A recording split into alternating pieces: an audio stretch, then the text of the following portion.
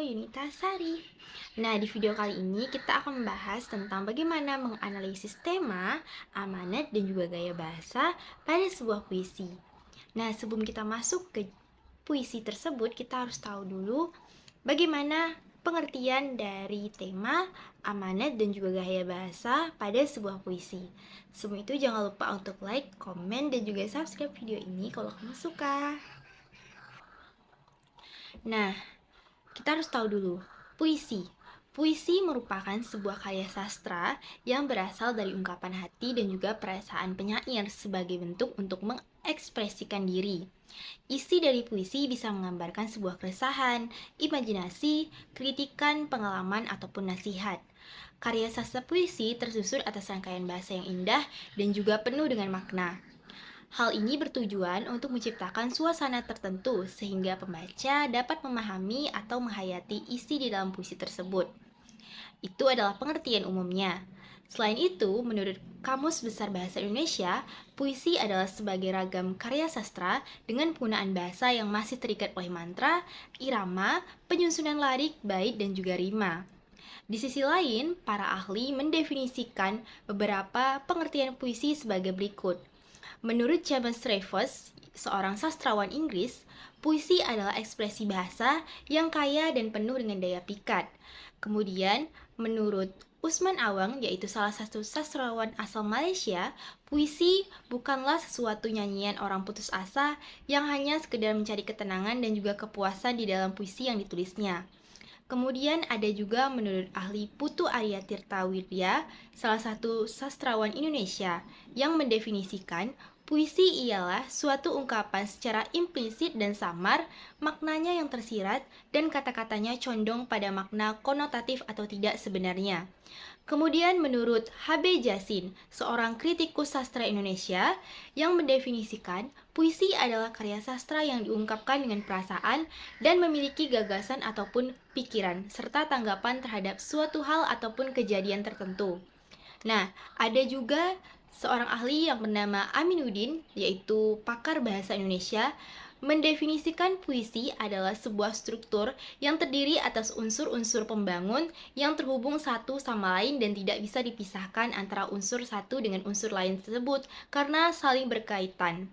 Nah, setelah kita mengetahui pengertian dari puisi, kita harus tahu juga unsur pembentuk ataupun unsur intrinsik dari sebuah puisi. Unsur intrinsik adalah unsur yang terkandung di dalam puisi dan mempengaruhi puisi tersebut. Yang termasuk dalam unsur intrinsik yaitu tema, imaji, diksi, suasana, majas, rima, dan juga amanat. Mari kita bahas satu persatu. Tema. Tema adalah pokok pikiran dalam sebuah puisi. Sifat dari tema ini bisa objektif, khusus, ataupun lugas. Tema merupakan hal yang melatar belakangi sebuah puisi terbentuk. Tema yang paling umum kita jumpai pada puisi meliputi tema cinta, ketuhanan, kritik sosial, alam, keadilan, kemanusiaan, hingga perjuangan. Yang kedua ada perasaan atau imaji. Puisi merupakan karya sastra yang memuat gambaran ataupun ekspresi diri dari perasaan pencipta ataupun penyairnya. Perasaan tersebut bisa berdasarkan kesedihan, kesenangan, kegalauan, ketakutan, sampai kepada kesepian. Yang ketiga, diksi atau pilihan kata. Kata-kata pada puisi hendaknya dipilih sesuai dengan cermat dan juga mempertimbangkan banyak aspek, mulai dari makna, keselarasan rima dan nada ataupun irama, serta konteks utuh di dalam puisi tersebut. Yang keempat, ada nada dan suasana. Melalui sebuah puisi, penyair harus mampu membangun nada dan suasana, sehingga isi pesan di dalamnya bisa tersampaikan kepada para pembaca. Misalnya, menciptakan efek ceria dan bahagia, maka suasana yang tercipta oleh pembaca yaitu rasa senang, bahkan sampai berbunga-bunga. Kemudian ada unsur majas atau gaya bahasa. Nah, unsur pembentuk puisi berikutnya ini adalah majas. Puisi identik dengan bahasa figuratif, yaitu bahasa yang dipakai penyair untuk mengungkapkan sesuatu dengan cara yang tidak biasa atau bermakna kiasan. Penggunaan majas ataupun bahasa kias ini bertujuan untuk menimbulkan kesan seperti majas hiperbola, metafora, personifikasi, dan juga majas-majas lainnya. Nah, di dalam maja sendiri banyak beberapa ahli mengungkapkan definisinya. Menurut Keraf dalam buku yang diterbitkan pada tahun 2010 di halaman 113, mengungkapkan bahwa gaya bahasa dapat dibatasi sebagai cara mengungkapkan pikiran melalui bahasa secara khas yang memperlihatkan jiwa dan juga kepribadian seorang penulis ataupun pemakai bahasa. Yang selanjutnya ada rima. Rima adalah persamaan bunyi atau perulangan bunyi dalam puisi yang bertujuan untuk menimbulkan efek keindahan. Rima terdapat pada akhir setiap larik, misalnya rima berpola selaras yaitu A, A, A, rima silang, A, B, A, B, atau rima kembar A, A, B, B. Dan yang selanjutnya adalah amanat. Amanat adalah bentuk pesan ataupun wejangan. Biasanya amanat akan ditulis sesuai dengan keinginan seorang penyair. Nah, amanat di dalam puisi sendiri ada amanat tersirat dan juga amanat yang tersurat. Nah, amanat dalam puisi memang dapat dirumuskan sendiri, tapi ada juga yang mengutip nasihat dari orang lain. Adapun perbedaan antara amanat tersurat dan tersirat adalah jika amanat tersurat disampaikan secara jelas dan langsung oleh pengarang, sedangkan amanat tersirat tidak disampaikan secara jelas dan langsung oleh pengarang, biasanya melalui sebuah kalimat ataupun tindakan yang terdapat maksud tertentu di dalam puisi tersebut. Nah, setelah kita tahu unsur-unsurnya, kita harus tahu juga nih, cara menentukan tema yang baik dan benar itu seperti apa di dalam sebuah puisi.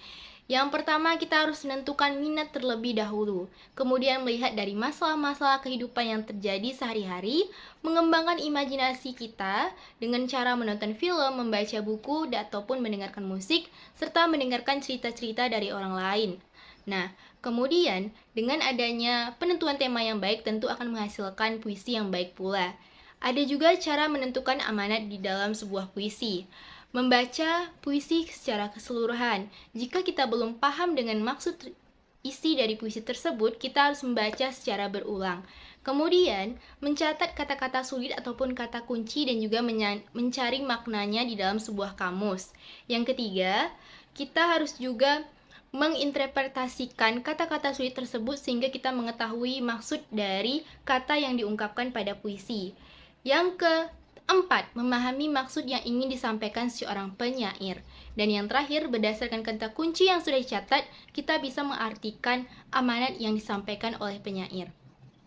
Nah, pada video kali ini kita akan mengambil sebuah puisi yang bisa kita analisis tema, gaya bahasa, dan juga amanatnya, yaitu puisi karya Bapak Sapardi Djoko Damono yang berjudul Hujan Bulan Juni. Nah, dalam pemilihan rangkaian kata yang tepat serta terjadi dalam kehidupan, puisi ini mampu mengubah penggunaan kata-kata yang sederhana menjadi pesan yang penuh makna. Nah, hasil analisis peneliti memaparkan data mengenai struktur batin puisi sebagai berikut. Tema adalah ide pokok yang diungkapkan oleh penulis melalui puisinya.